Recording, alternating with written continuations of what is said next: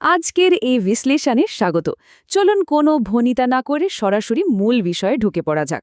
আজ আমাদের আলোচনার কেন্দ্রে রয়েছে খুব প্রাচীন কিন্তু দারুণ একটা ধ্রুপদী আখ্যান, সিংহ আর বুনো শুয়োরের গল্প, একটি অপরিহার্য যুদ্ধবিরতি। আজকের এই আলোচনা কিন্তু নিছক কোনো নীতিগল্পের গণ্ডিতে আটকে থাকবে না, বরং এর ভেতর দিয়ে আমরা বেঁচে থাকার লড়াই আর সংঘাতের একদম গভীরে থাকা মনস্তত্ত্বটা বোঝার চেষ্টা করব। একবার ভাবা যাক, কোনটা আসলে বেশি খারাপ, একটা লড়াইয়ে হেরে যাওয়া নাকি জিতে গিয়েও শেষমেশ অন্য কারো খাবারে পরিণত হওয়া? হ্যাঁ, এই দার্শনিক প্রশ্নটাই আমাদের আজকের আখ্যানের একদম মূল সংকট। ঘটনার গভীরে যাওয়ার আগে এই ব্যাপারটা মাথায় রাখা খুব জরুরি, কারণ এই একটা মাত্র চিন্তার উপর ভিত্তি করেই পুরো গল্পের চাকা ঘুরবে। প্রথম পর্ব, দ্য সামার অফ স্কেয়ারসিটি, অর্থাৎ অভাবের গ্রীষ্ম, একটি পরিবেশগত অনুঘটক। গল্পের শুরুতেই পরিবেশের চরম অবস্থাটা বোঝা দরকার, কারণ এটাই আসলে মূল ভিত্তি। চারপাশ যেন আগুনে পুড়ছে, প্রচণ্ড অসহনীয় গরমের একটা দিন। আর স্বাভাবিকভাবেই চারপাশের পশুদের মধ্যে দেখা দিয়েছে প্রবল তেষ্টা। কিন্তু সমস্যা হল, এত সব প্রাণীর তেষ্টা মেটানোর জন্য সেখানে আছে মাত্র একটা ছোট কুয়ো। সম্পদের এই তীব্র অভাব কিভাবে একটা ভয়ঙ্কর উত্তেজনার প্লট তৈরি করে দেয়, সেটা এখান থেকেই বেশ স্পষ্ট। যখন চাহিদা আকাশ ছোঁয়া আর সম্পদ একদম সীমিত, ঠিক তখনই কিন্তু সংঘাতের বীজ বোনা হয়ে যায়। দ্বিতীয় পর্ব, দ্য ইগো ড্রিভেন কনফ্লিক্ট, অহংকার তাড়িত সংঘাত বা গর্বের লড়াই। সম্পদের অভাবের সাথে যখন ইগো বা অহংকার এসে মিশে, তখন পরিস্থিতি ঠিক কতটা ভয়ঙ্কর হতে পারে সেটা একবার চিন্তা করা যাক।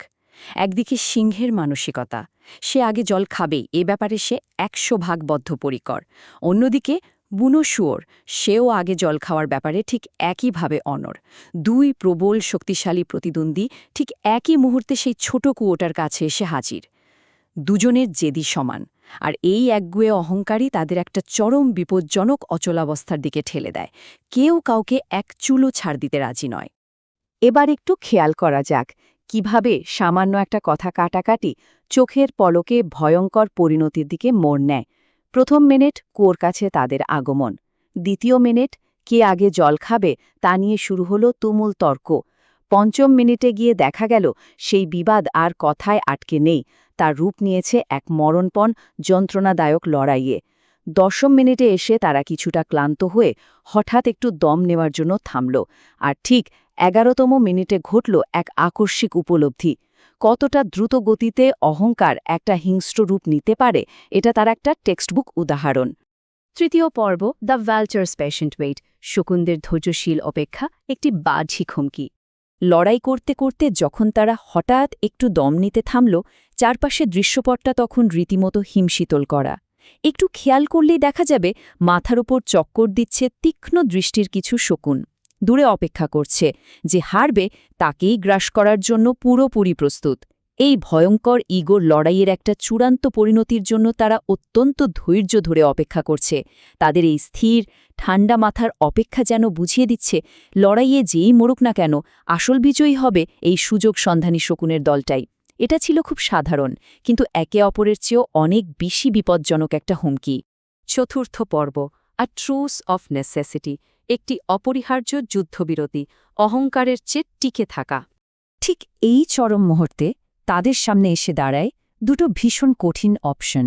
হয় নিজেদের এই মরণপণ লড়াই চালিয়ে যাওয়া আর শেষমেশ অন্য কারো শিকার বা খাবারে পরিণত হওয়া, নয়তো একসাথে বেঁচে থাকার জন্য নিজেদের এই ঝগড়ার ইতি টানা। এই ভয়ঙ্কর হুমকির মুখে দাঁড়িয়ে সিংহ এবং শুয়োরের মধ্যে তাৎক্ষণিকভাবে একটা সাইকোলজিক্যাল শিফট বা মনস্তাত্ত্বিক পরিবর্তন ঘটে। তাদের সিদ্ধান্ত নিতে হয় যে কেবল জেদ আর ইগো ধরে রাখার জন্য নিজেদের জীবন দিয়ে এত বড় মূল্য দেওয়াটা আদৌ কোনো কাজের কথা কিনা। এই উপলব্ধির পরপরই তারা তৎক্ষণাৎ নিজেদের ঝগড়া মিটিয়ে ফেলল। তারা বুঝতে পারল, কাক বা শকুনের খাদ্য হওয়ার চেয়ে বন্ধুত্ব করাই আমাদের জন্য শ্রেয়। এই অত্যন্ত শক্তিশালী বাক্যটাই কিন্তু গল্পের একদম কোর বা মূল শিক্ষাকে ধারণ করে আছে। এটা স্পষ্টভাবে প্রমাণ করে যে যখন অস্তিত্ব রক্ষার প্রশ্ন সামনে এসে দাঁড়ায়, তখন ব্যক্তিগত অহংকার বা জেদকে সরিয়ে রেখে একসাথে টিকে থাকার সিদ্ধান্ত নেওয়াই হল সবচেয়ে বুদ্ধিমানের কাজ।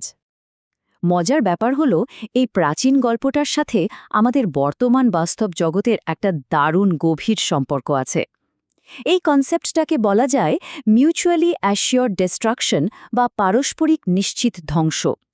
এটা এমন একটা পরিস্থিতি যেখানে অহংকার তাড়িত সংঘাত চালিয়ে যাওয়ার মানেই হল উভয় পক্ষের পতন পুরোপুরি নিশ্চিত করা।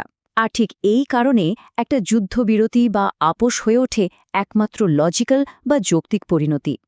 মানব ইতিহাস ঘাটলেও বারবার দেখা যাবে যখন পারস্পরিক ধ্বংসের হুমকি সামনে এসে দাঁড়ায় তখন ব্যক্তিগত বা দলগত অহংকারের চেয়ে যৌথভাবে টিকে থাকার বিষয়টাই বেশি প্রাধান্য পায়। আজকের এই বিশ্লেষণ শেষ করার আগে একটা প্রশ্ন শুধু ভাবার জন্য রেখে যাচ্ছি। শান্তি কি সত্যিই শান্তি যদি তা কেবল পারস্পরিক ধ্বংসের হুমকির মুখে বাধ্য হয়ে তৈরি হয়?